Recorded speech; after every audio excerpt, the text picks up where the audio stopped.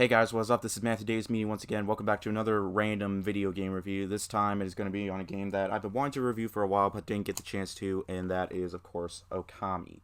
Now, Okami is a cel-shaded game created by Capcom, and it's in the same style as the Legend of Zelda game. In fact, Capcom basically took inspiration from Legend of Zelda. This came out same year as Twilight Princess, and there are so many similarities to Twilight Princess. In this, you play as a wolf named Amaterasu who awakens and has this little companion who's a flea named Ison. And from there, they go out on an adventure to find like these brush techniques that you can use, so you can awaken these guardians, because you were a guardian and you have awakened, and now you have to awaken these other guardians. And from there you interact with other characters, and it's kind of weird since you're playing as a wolf and you interact with these other characters, but you can't talk or anything. Ison basically has to talk for you because you're a wolf, you can't speak. And when I say brush techniques, that's basically the main gimmick here.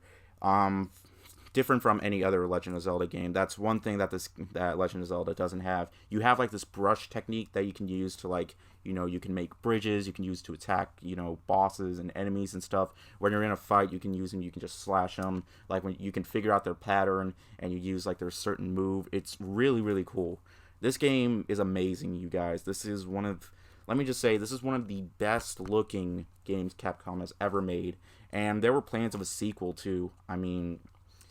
Really, there was, but as far as I know, that there is a sequel coming out, but there was a spin-off game on the DS called Okami, which is basically about Amaterasu's son, I believe. But yeah, anyways, Amaterasu, even though you're playing as a wolf, it's really great that you're playing as a wolf. It's a lot of fun.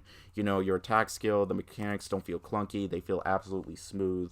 Basically, Amaterasu is Wolf Link, and Ison is Midna, basically. So yeah, you can call it a Legend of Zelda clone, but it's a clone that's actually brings a lot of honor to that. You have like certain puzzles you can do, and the game actually does make you feel smarter as the game progresses.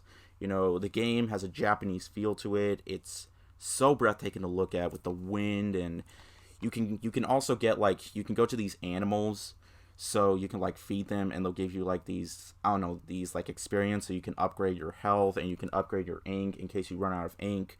It's really cool, and you can interact with other characters like there's Mr. Orange, there's Mr. Peach, and they talk in the same way as Banjo-Kazooie, and it can be very comedic. Now, Ison in particular can be very, very annoying and be one of those companions that you just want to punch in the face. I didn't really feel that way. I think, yes, he is definitely irritating, but hey, people think Morgana from Persona 5 is irritating, and hey, I love that little guy. But yeah, I thought he was a really good companion. Always calling Amaterasu Furball and stuff like that. It's actually pretty funny. And for a game that's rated T, the game doesn't really have any cussing, and the game definitely does feel a bit more T rated than, say, Twilight Princess, because in that game, it's basically T-rated because it's dark. This game, has some, there's this one part where a girl is, bathing and you can slightly see her breasts. It's kind of weird. But it says blood and gore. This game really wasn't that bloody or gory. But, yeah. All I gotta say about this game is that it is so gorgeous to look at, especially since this is an HD remaster. If you never played it on the PlayStation 2 or the Wii, I highly recommend getting it for the PlayStation 4 or Xbox One. I think it's also on PC. It's also available on Nintendo Switch. Unfortunately, there's no physical copy. But I've been really wanting to play this game for a long time, and I got this game the beginning of the year, and I beat it a few months ago. It took me 30 hours to beat, and all in all, that 30 hours was totally worth it.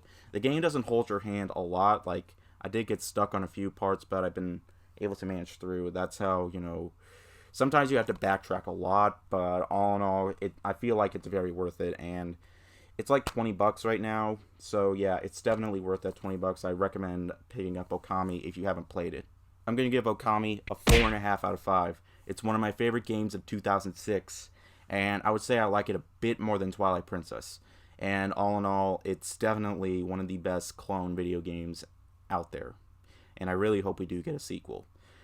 Thank you guys so much for watching. I have games that came out this year that I also want to try to review, but I would need a lot of time, and I've been working a lot. But yeah. But anyways, thank you guys so much for watching, and I'll see you guys later. Ward out.